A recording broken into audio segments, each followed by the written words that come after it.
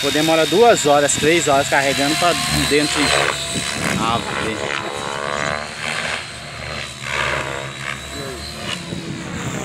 Cara, eu perco até a...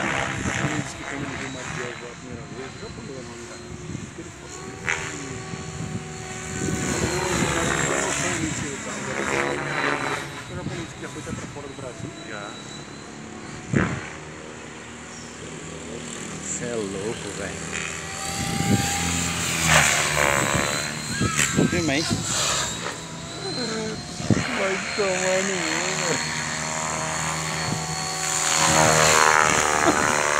Eu não pego essa porra de mim aqui, né? Palma.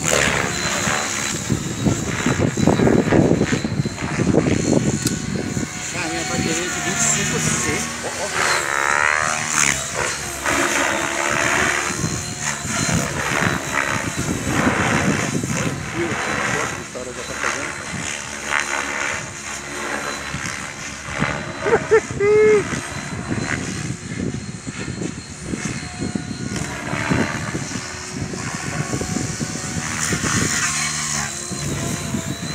Pode mesmo.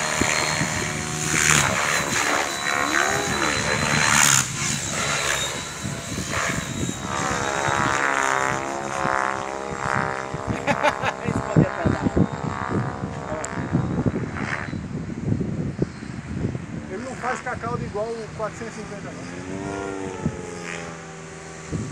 Viu aí? Caraca, tinha que bem certinho pra filmar, né? Bateria 25C. Mas é duas, Gil. Elas dobram o fio. Mas é 25C. Já parei, já. Você acha que estoura, Gil? Gil? Aguenta não? E aí? Uma. Tiro alto. Aí, Gil, pode fazer tiro alvo aí, o polícia falou. Pode subir. E aí, olha o tamanho dessa. Pode subir. Lá no máximo ele acerta. Aí não vai. Rapaz, aí vai. Você tá louco. Vale o preço, né? Vale, né, velho? Vale. Vale o preço. Vale quanto custa. Mas você é louco! Uhul! Já foi a bateria. Já foi, né, Gil?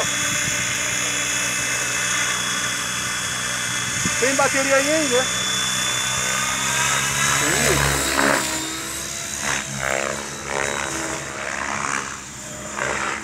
Porque vai ver só sair fumaça. Pô, noite tem vista, né? Que dá pra ver com luz ali. Não, ele colocou aquele troço ali pra fazer voo noturno. Que isso, hein, Gil? Que isso, hein, cara? Que isso? Ihu! É o nosso piloto Magdiel. Voo completo, Magdiel.